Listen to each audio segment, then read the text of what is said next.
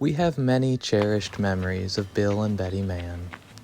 Every week, I would take my Sunday run along Clayton Road, checking in with the Hypes family and stopping in to visit with Bill and Betty, and later with just Betty.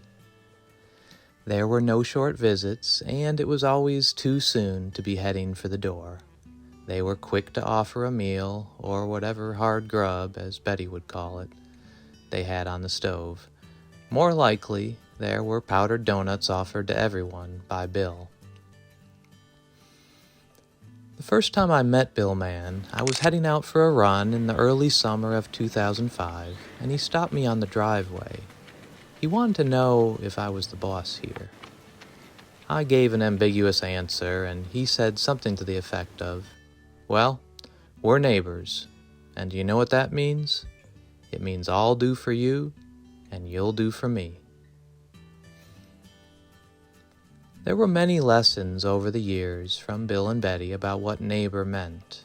It could mean pulling our tractor out of the icy driveway ditch, or sharing hay bales for our animals in return for help baling the hay on hot summer days, with Betty right there next to us, hefting hay bales onto the hay cart. It could mean Bill, and later their son Jim, coming over with his backhoe to bury our dead, and keeping things lively with his quick wit and endearing nicknames for people. Each caretaker knew they were finally at home when they received their nickname from Bill.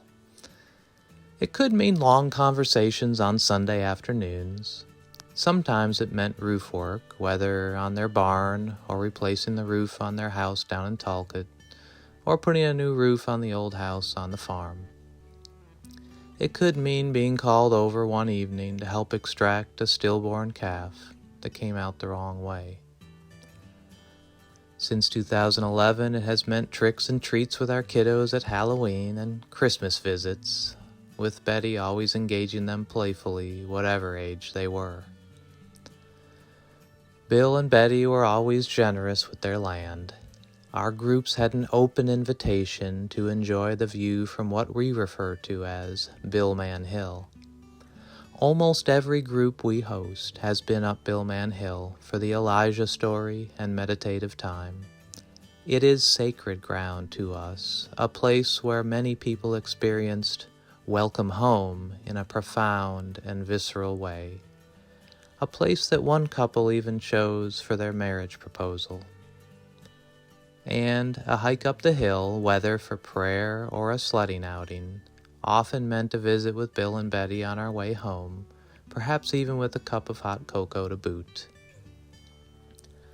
Being neighbor always meant that whoever came through the door of their trailer, whether a new caretaker, a volunteer just in for the week, or a stray cat for that matter, each was treated like neighbor, like family. Bill and Betty loved living on this hilltop, where Betty would often be found mowing, digging weeds, or raking chestnut husks, while Bill was tending cattle or putting up hay.